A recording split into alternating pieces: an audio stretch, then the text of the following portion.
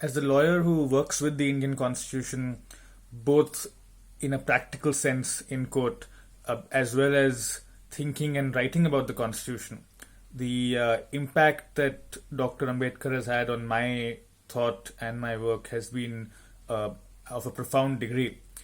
It's difficult to really pick one specific thing that he's impacted the most, but if I had to do it, it would be his understanding of how the ideas of liberty,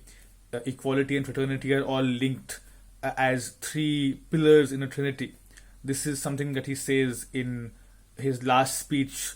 in the Constituent Assembly just before the Constitution was going to be ratified,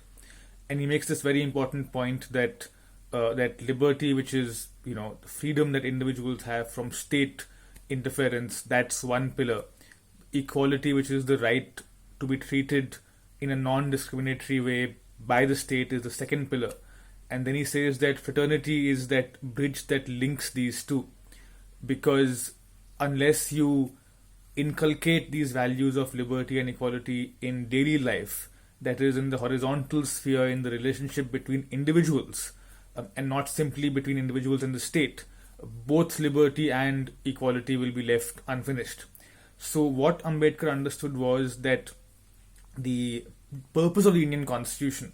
was not just to transform the relationship between the individual and the state, but also to democratize private life, social life in India to a great degree, which is to attack all the hierarchies, all the inequalities, all the discriminatory aspects of Indian social life, such as caste, gender, all those axes. And he understood fraternity to really articulate that value. And you see it in various constitutional provisions. Article 17 that abolishes untouchability, Article 15 Clause 2 that mandates non-discriminatory access to shops and public places, Article 23 that abolishes forced labor, and so on. You often think of the Constitution as being about Articles 14, 19, 21, that's the Golden Triangle, but these three articles, 15 to 17 and 23,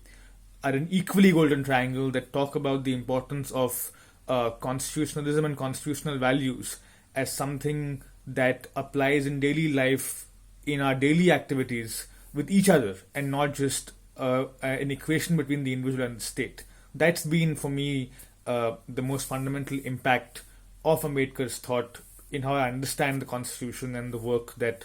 constitutional lawyers are meant to do.